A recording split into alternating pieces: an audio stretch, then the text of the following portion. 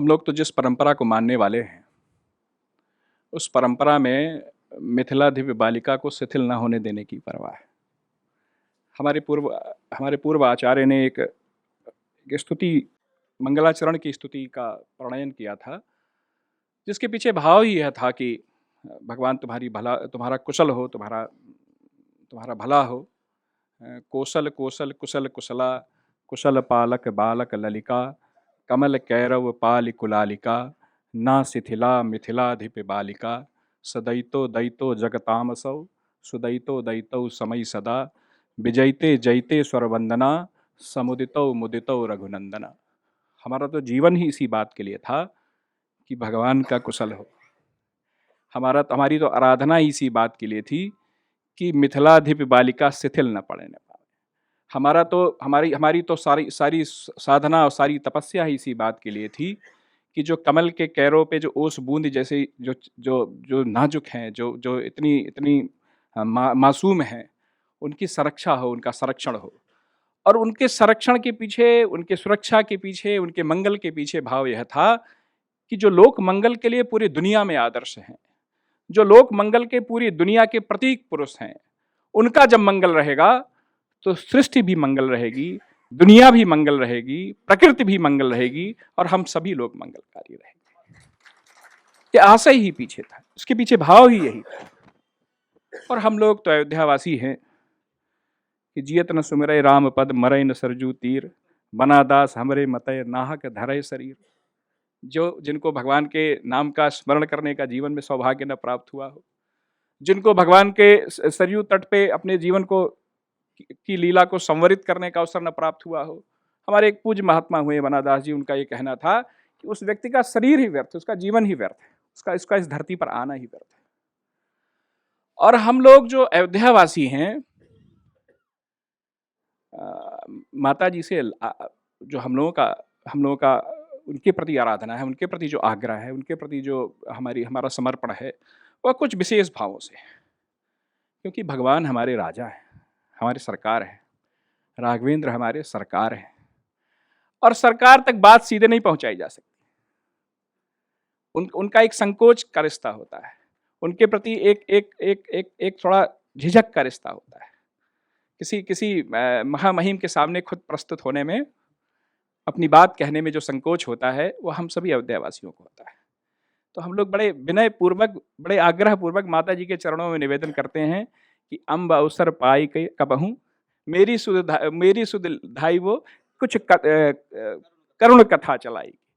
मतलब माता जी के पीछे आग्रह ही यही है, उनसे निवेदन ही यही है कि देखिए, हम लोग तो अपनी बात कहने में वहां सक्षम समर्थ लोग नहीं हैं।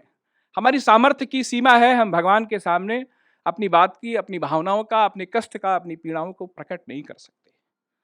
हमारी पीड़ाओं को प्रकट करने का, हमारे कष्ट को प्रकट करने का अगर कहीं कोई माध्यम है, तो जो मिथिलाधिप बालिका हम लोगों की अधिष्ठात्री देवी होकर आई थी, जो हमारी राजमहिषी होकर आई थी, उन अधिष्ठात्री देवी को कहीं ना कहीं हम अपना निवेदन कर देते हैं, अपना आग्रह कर देते हैं, और वह बात हमारी सही जगहों तक पहुंचा देती है। हमारी तो सब कुछ हमारा आ रहा है। और जो दूसरा, जो सबसे महत्वपूर्ण पक्ष है, वह यह पक्ष है कि हमारी प्रार्थना में, हमारे रोज की प्रार्थना में माता जी की वह भाव छिपा हुआ है, जिससे जीवन को एक सार्थक और रचनात्मक गति मिल सके। जनक सुता जगजननी जानकी, अतिशय प्रिय करुणा निधान की, ताके जुगपद कमल मनाऊं, तास कृपा निर्मल मति पाऊं। जीवन को अगर मानस को और भगवान के चरित्र को निज मन मुकुर सुधार का विज्ञान समझा जाए, यदि मानस को यह माना जाए कि हृदय की कलुषित भावनाओं को परिष्कृत करने का, उसे परिमार्जित करने का यह साधन और माध्यम है, यदि भगवान के नाम को यह माना जाए कि हृदय में जो राग और द्वेष और आकांक्षाएं और महत्वाकांक्षाएं जड़ जमाए रहती हैं और जो हमको जीवन सहज सरल नहीं जीने देती हैं, भगवान के नाम के प्रताप से वह आकांक्षाएं, वह कलुष हमारा धुल जाता है। तो उसकी अगर कोई अधिष्ठात्री देवी है, मति को प्राप्त करने की, सुमति को प्राप्त करने की, सदगति को प्राप्त करने की, सहज जीवन को प्राप्त करने की, जीवन को एक सार्थक रास्ते पे ले जाने की अगर कोई अधिष्ठात्री देवी हैं, तो हमारी मिथिला से पधारी हमारी माता जी हैं, जिनकी कृपा से हम लोग सुमति को प्राप्त करते हैं। और बिना सुमति के आए ना जीवन का सहज होना सरल है, ना व्यक्तिगत जीवन का सहज होना सरल है, ना पारिवारिक जीवन का सहज होना सरल है, ना सामाजिक जीवन का सहज होना सरल है, ना राष्ट्र के जीवन का सहज होना सरल है। क्योंकि हमारी हमारी तो सुमति की अधिष्ठात्री देवी ही हमारी मिथिला से पधारी हमारी माता जी हैं। उन्हीं के चरणों में बार बार प्रणाम है। और हम अयोध्यावासी तो मिथिला का इतना संकोच करते हैं, इतना संकोच करते हैं कि एकादशी के दिन भी माता जी को चावल का भोग लगा देते हैं, क्योंकि वो एक परंपरा लेकर आई है। एक मिथिला वासियों को जो जो जो जो भात का भोजन प्रिय है, उस भावना को लेकर हम लोगों के बीच में आई हैं। और हम लोग आदरणीय मिथिलेश जी इसके बारे में और विस्तार से बताएंगे कि कैसे एकादशी के दिन अन्य सभी मंदिरों में भगवान को अन्न का भोग नहीं लगता है, लेकिन हमारी अयोध्या में तो माता जी को चावल का महाप्रसाद का भोग लगता है, क्योंकि उनको प्रिय है। उनकी भावनाओं का हम लोग इतना ख्याल रखते हैं। और हम अयोध्यावासी कहीं ना कहीं एक हमारे ऊपर एक एक एक कलंक का बिंदु भी लगा हुआ है।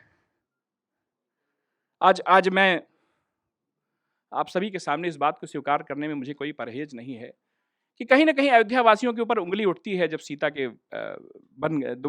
दोबारा वनगमन की चर्चा आती है। कहीं ना कहीं हम अयोध्यावासी अपने दोष को, अपने आप को दोषी पाते हैं, उस दृष्टि से अपने आप को दोषी पाते हैं।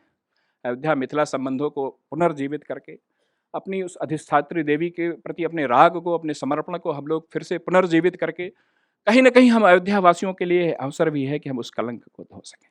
कहीं ना कहीं एक अवसर भी है, क्योंकि वह आज के समाज में कहीं ना कहीं उस पर प्रश्न खड़ा किया जाता है। आदरणीय मिथिलेश जी के विचार इस मामले में बहुत अच्छे हैं, वो बहुत विस्तार से बताएंगे कि कैसे उसके पीछे क्या कारण थे। लेकिन कहीं ना कहीं आज का समाज और भगवान राम के चरित्र को लेके, अयोध्या की संस्कृतियों के लेके, अयोध्या के जीवन दर्शन को लेके आज का जो बुद्धिजीवी समाज है अनर्गल प्रश्न खूब उठाते रहता है। अभी कुछ ही दिन पहले मोहन भागवत जी का जो बयान था तलाक को लेकर, उस पर रामचंद्र गुहा जी ने सीता जी के निर्वसन को लेकर फिर से एक नया राग छेड़ा, क्योंकि दृष्टि संपन्न लोग नहीं है। बहुत एकांगी दृष्टि से अयोध्या को देखना, बहुत एक तरफा दृष्टिकोण के साथ अयोध्या को देखना पिछले कई वर्षों से जारी रहा है। मुझे लगता है कि अयोध्या पर्व के इस प्रयास के माध्यम से वह जो शून्य है, वह जो उनको जवाब देने की व्यवस्था है, उनको अयोध्या की संस्कृति से परिचित कराने की जो व्यवस्था है, वह और पुष्पित और पल्लवित होगी और प्रभावी होगी। और हम लोग जो यहाँ का एकेडमिक जगत है, उसमें अयोध्या की संस्कृति के झंडे को फिर से बुलंदी के साथ गाड़ कर यहाँ से वापस जाएंगे।